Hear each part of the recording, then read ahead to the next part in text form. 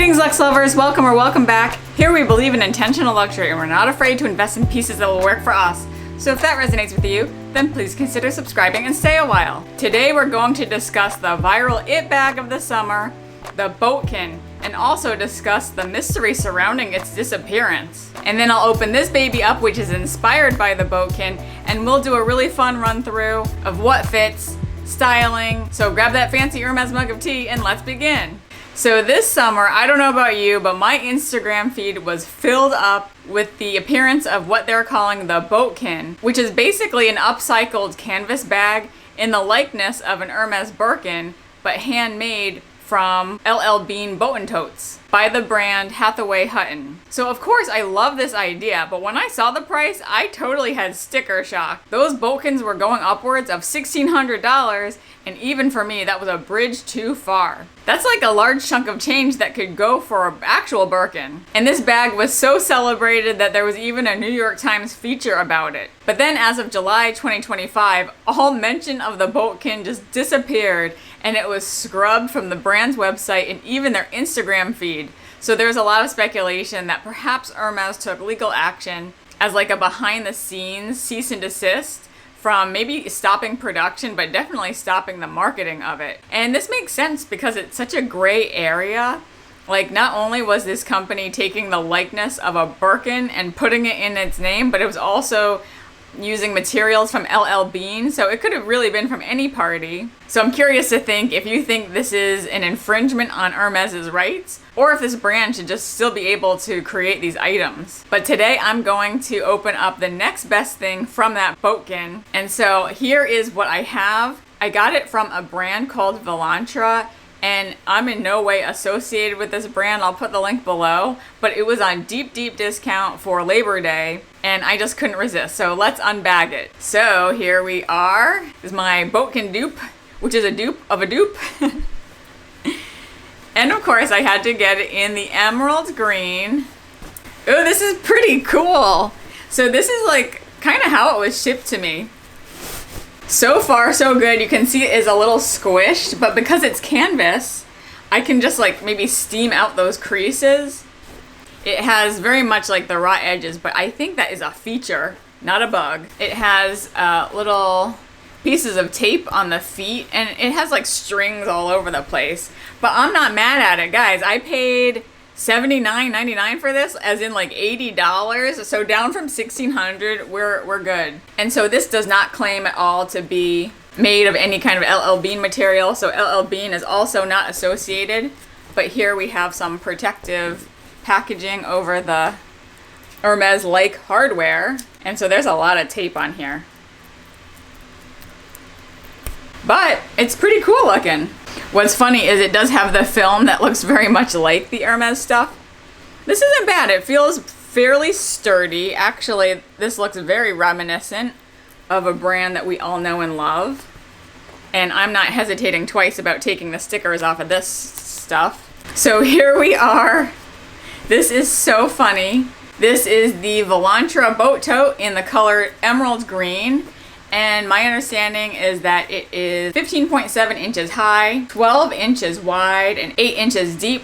What do we think? The kind of sangles flop down. You know, this is a pretty solid recreation of the bag we all know and love. It feels like the hardware is pretty much on there. Maybe this is a little wobbly, but these pieces are certainly on there. On the other side, there is some canvas protecting it, so at least the hardware isn't sticking out from the inside. But this is interesting.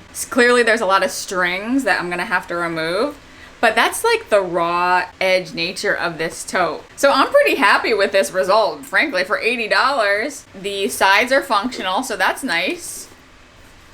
You could wing them out or you can cinch them in. And this is a pretty cool tote. I could definitely see myself taking this to the farmer's market or adding in some stuff at the beach. Like, it is really raw in there, so maybe you can see there's a ton of string. So what I might do is just go in with some scissors and take the extra strings off. But maybe some people really like that really raw edge, and I respect that. But they say it's hand cut from linen canvas, reinforced handles. I do have to say it's pretty solid.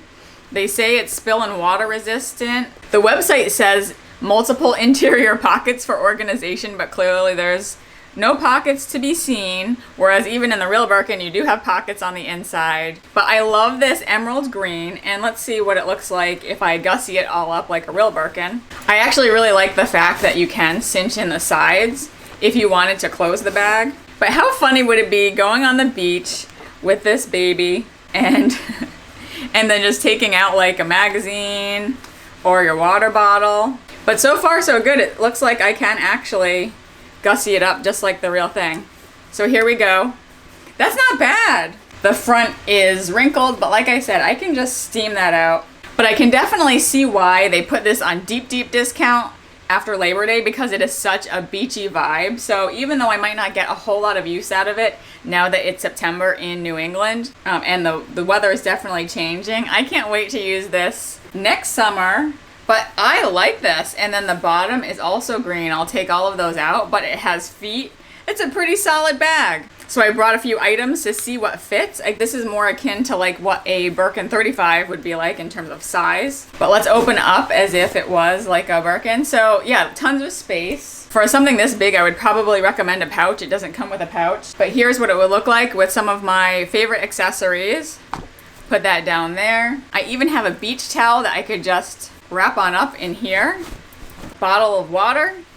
And so as you can see, it all fits. It could definitely stand to use like a base shaper or even an interior organizer, but look at that, that's pretty cool. So there's still a ton of space in here. I think this is a solid option. It's not trying too hard to be a Birkin. Like, there's no way on earth I'm trying to pass this off as a Birkin. It's just a cute, playful take on it. So I'm curious to see what you guys think in terms of, would you rock this on the beach? Would you be too embarrassed? Is this infringing on any copyrights? And what's funny is I did a whole video about the work-in back in the day, but to me, the Walmart Birkin was trying to be a little more like the Birkin, but this is so jokey that I don't think it would ever be confused with a Birkin, nor would it ever compete with the actual product.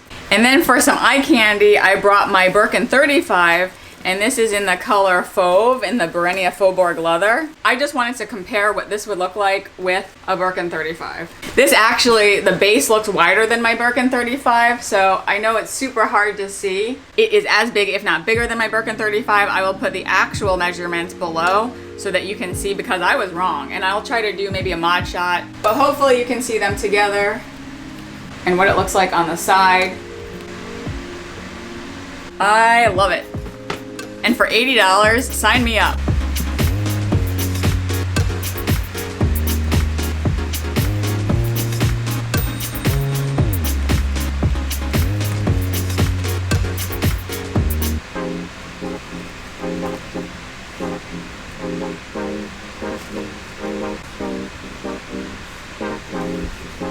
So thank you to those who've stayed with me to the end. Let us know in the comments what you think of this boat Birkin, and if you think you'll pick one up. I welcome you to follow me on Instagram if you'd like to see more of how I style this baby in my day-to-day and other luxury moments.